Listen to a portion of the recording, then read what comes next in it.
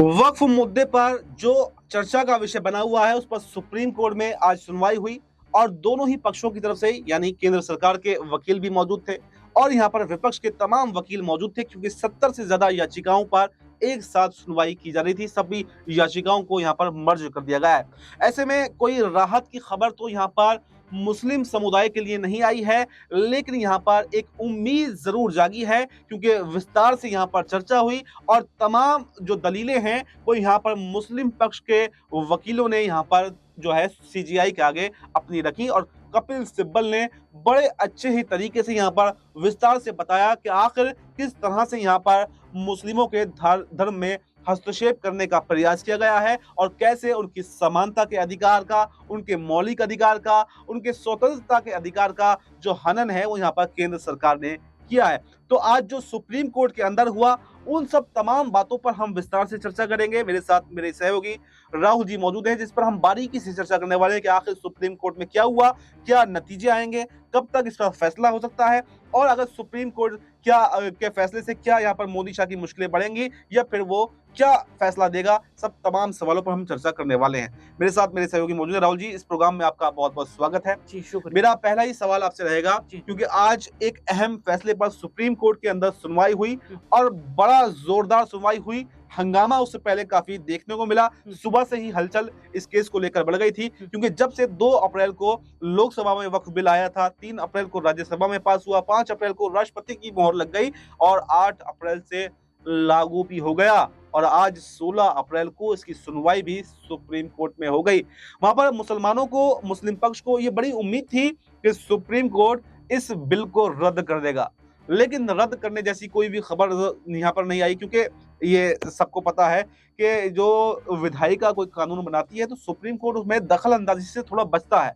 अगर बिल्कुल ट्रायल लंबा चलता है, एक लंबा टाइम पीरियड के बाद में उसको ये लगता है कि हाँ कोई खामी, कोई कमी यहाँ पर रह गई है तो बिल्कुल उसको रद्द कर सकता है। लेकिन सुप्रीम कोर्ट में सुनवाई जरूर हुई, सब दलीलें दी गई, लेकिन सुप्रीम कोर्ट ने रद्द करने से अभी इनकार कर दिया। उसके बाद में जो कपिल सिब्बल हैं, अभिषेक मनु सिंघवी हैं, इन्होंने बात की कि ठीक है, रद्द आप नहीं कर रहे, ट्रायल चलाइए, सारे सबूत हम आपको देंगे, प्रॉपर गाइडेंस आपको देंगे, हर पहलू पर हम चर्चा करेंगे विस्तार से, लेकिन कम से कम इस बिल पर रोक तो लगा दीजिए। इस पर सीजीआई थोड़ा खामोश हुए और उन्होंने अगली डेट देते हुए कह दिया कि इस पर हम विचार करेंगे। तो मेरा पहला सवाल ये है आपसे कि क्या अब अगली तारीख पर इस पर रोक लग जाएगी?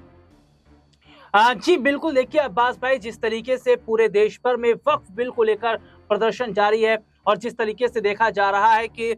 पश्चिम बंगाल की मुर्शिदाबाद में जो घटना हुई, ऐसी घटना देश के और राज्य में ना हो, इसके लिए केंद्र सरकार क्या बड़ा कदम उठाए, राज्य सरकारें क्या बड़ा कदम उठाए और सबसे बड़ी बात है कि आखिरी उम्मीद है सुप्रीम कोर्ट, क्योंकि राष्ट्रपति से मिलने की उम्मीद मांगी थी, वो नहीं हो पाई। अब सुप्रीम कोर्ट की अगर यहाँ पर हम बात कर लेते हैं तो क्या सुप्रीम कोर्ट से बड़ी राहत मिल पाएगी या नहीं मिल पाएगी, और अगर नहीं मिल पाएगी तो क्या देश भर में फिर प्रोटेस्ट होगा, और अगर मिल जाती है तो ये मोदी और शाह के लिए झटका होगा। लोकसभा और राज्यसभा में बिल पास होने के बाद से ही देखिए किस तरीके से बवाल होता नजर आया। ये कहा जा रहा है कि मुसलमानों के अधिकारों को छीना जा रहा है, उनकी संपत्ति को छीना जा रहा है। सुप्रीम कोर्ट में जब अपनी बात रख रहे थे जो है वकील कपिल सिब्बल, तो सीजीआई ने उनसे कहा कि आप तर्कों पर बात कीजिए, आप पॉइंट टू पॉइंट बात कीजिए। तो उन्होंने कहा ये स्वतंत्रता का हनन है, ये हमारे अधिकारों को छीना, ये अधिकारों को छीनने वाला काम है। और ये कहा जा रहा है कि भैया अगर आप संशोधन कर रहे हैं तो तमाम बोर्ड में भी कीजिए। तो यहाँ पर ये चीजें निकलकर सामने आ रही हैं कि क्या जानबूझकर वक्फ बोर्ड की जो संपत्ति है सरकार उसको अपने अंडर करना चाहती है। और तो और जो संशोधन किए गए कि जो संपत्ति है, अब देखिए जो जमीनें हैं वे कलेक्ट्रेट के अब अधीन आएंगी, इसमें जो बोर्ड के सदस्य उसमें अन्य कम्युनिटी के लोगों को भी शामिल किया जाएगा। पहले जहां ये तमाम मामले बोर्ड के कमेटी के लोग सुलझाया करते थे, अब मामला सुप्रीम कोर्ट में भी चलेगा। तो ये चीजें जो देखी जा रही है, जो आपके पास जमीन है उसके आपके प्रूफ आपको दिखाने पड़ेंगे। और रेलवे की बात, सबसे ज्यादा जमीन कही जाती है वो वक्फ बोर्ड के पास में, तो आपके पास इतनी संपत्ति आई तो आई कहां से, इसकी छानबीन हो रही है। तो ऐसे में देखा जा रहा है कि जहां ये आरोप लग रहे हैं कि वक्फ बोर्ड ने ज्यादातर संपत्तियां सरकार की हथियाई हैं, और दूसरी तरफ ये कहा जा रहा है बोर्ड के सदस्यों की तरफ से ऐसा नहीं है भैया, जो जमीनें हमारे पास है ये दान में दी गई हैं और ये लोगों ने अपने खुशी से दी है। तो यहाँ लेकिन सुप्रीम कोर्ट के एंगल की अगर बात करें तो सुप्रीम कोर्ट क्या इस बिल को रद्द करेगा क्या ऐसी खामियां, क्या ऐसे जो दलीलें हैं वो हम्म। पेश करने में जो विपक्ष के जो वकील थे वो कामयाब हो पाए या नहीं हो पाए। और जैसे मैंने बताया जी कि ये तो एक लंबा ट्रायल चलेगा, रद्द होगा या नहीं होगा, जी। लेकिन इस पर एक एग्रेशन में एक बात कही गई हम्म। कि कम से कम अगर रद्द भी नहीं कर रहे तो इस बिल पर रोक तो जरूर लगाइए, क्योंकि जैसा कि मैंने पहले बताया कि महाराष्ट्र में, उत्तर प्रदेश में, तमाम जगहों पर जहां बीजेपी की सरकार है, उन्होंने अपने अपने सरकारों को, अपने अपने अधिकारियों को ये निर्देश दे दिए हैं कि वक्फ की संपत्तियों को ब्यौरा जो है वो इकट्ठा करें और उनको सरकार अपने जो है पक्ष में लेने का काम भी शुरू कर चुकी है। तो ऐसे में ये देखा जा रहा है कि अगर वक्फ की संपत्तियों पर सरकार का कब्जा हो जाता है तो फिर यहाँ पर सुप्रीम कोर्ट जाने का कोई मकसद ही नहीं रहेगा। तो ऐसे में क्या इस बिल रद्द होगा नहीं होगा ये बात का विषय है, लेकिन क्या इस पर रोक भी लगेगी? क्योंकि जब यहाँ पर कपिल सिब्बल और अभिषेक मनु सिंघवी इस बात को उठा रहे थे तो यहाँ पर सीजीआई ने ये कहा कि बिल्कुल इस पर विचार किया जाएगा और अगली तारीख पर हम सोचेंगे कि इस पर रोक लगनी चाहिए या नहीं लगनी चाहिए। तो क्या आपको लगता है कि सुप्रीम कोर्ट अगली तारीख पर इस पर रोक लगा देगा? देखिए अब्बास भाई, ये अभी कह पाना बहुत मुश्किल है कि अगली तारीख पर रोक लग जाएगा या नहीं, या फिर ये बिल रद्द होगा, क्योंकि देखिए सुप्रीम कोर्ट जो फैसला लेगा वो सबको मानना जरूर पड़ेगा। लेकिन हाँ, ये जरूर है कि अगर जिस तरीके से, देखिए मैं ये बात करना चाहूंगा कि सुप्रीम कोर्ट ने अभी कुछ फैसले हाल ही में लिए हैं जो मोदी सरकार को बड़ा झटका दिया जाए, जो बीजेपी के लिए बड़ा झटका है। जैसे बुलडोजर नीति, उत्तर प्रदेश में योगी सरकार जो लगातार बुलडोजर नीति का अपना रहे थे, उसका नुकसान उन्हें हुआ क्योंकि सुप्रीम कोर्ट से फटकार लगी। तो ऐसे में कहा जा रहा है कि जो बोर्ड के सदस्य हैं उन्होंने जो अपनी बातें रखी हैं, जो उनकी दलीलें रखी गई है, उसमें ये कहा जा रहा है कि ये जो बदलाव किए गए ये ठीक नहीं है। तो ऐसे में हो सकता है कि भले ही लोकसभा राज्यसभा से बिल पास हो गया लेकिन सुप्रीम कोर्ट से राहत ना मिल, सुप्रीम कोर्ट से जो है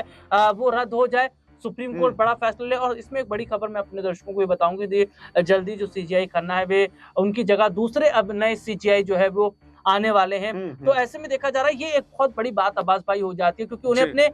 जो उनका जो कार्यकाल है उसके कार्यकाल के खत्म होने से पहले पहले तक इस पूरे जो भी उनके अंडर में मामले हैं, जो भी उनके पूरी जो मामले होते हैं उसको उन्हें रफा दफा करना होता है। क्योंकि अभी कुछ टाइम पहले सीजीआई जो है चंद्रचूड़ जब रिटायर हुए तो उससे पहले जितने भी उनके अंडर में बड़े-बड़े फैसले थे उसको उन्होंने ले लिए। तो अब ऐसे में देखा जा रहा है कि उन्हें अपने सीजीआई खन्ना को भी अपनी रिटायरमेंट से पहले ये तमाम बड़े फैसले लेने होंगे और हो सकता है कि एक बड़ा बदलाव हो जाए और वक्फ बोर्ड के सदस्य जो उम्मीद की बात कर रहे हैं वो उन्हें सफलता मिले। तो देखिए हमारे सहयोगी ने विस्तार से बताया कि अभी कह तो नहीं सकते कि सुप्रीम कोर्ट इस बिल पर को रद्द करेगा या नहीं करेगा, इस बिल पर रोक लगेगी या नहीं लगेगी, लेकिन जैसे सीजीआई खन्ना रिटायर होने वाले हैं तो बिल्कुल यहाँ पर वो बड़ा फैसला यहाँ पर ले सकते हैं और इस बिल पर कम से कम रोक तो लगा ही सकते हैं और वरना रद्द करने का फैसला भी कर सकते हैं, क्योंकि डीवाई चंद्रचूड़ ने भी अपने रिटायरमेंट से पहले बड़े बड़े फैसले लिए थे और इलेक्टोरल बॉन्ड जैसे मामलों को उन्होंने चुनाव से पहले यानी अपने रिटायरमेंट से पहले रद्द कर दिया था। तो उन्हीं के दोस्त यहाँ पर सीजीआई खन्ना कहलाते हैं और सीजीआई खन्ना ने भी अपनी जिंदगी में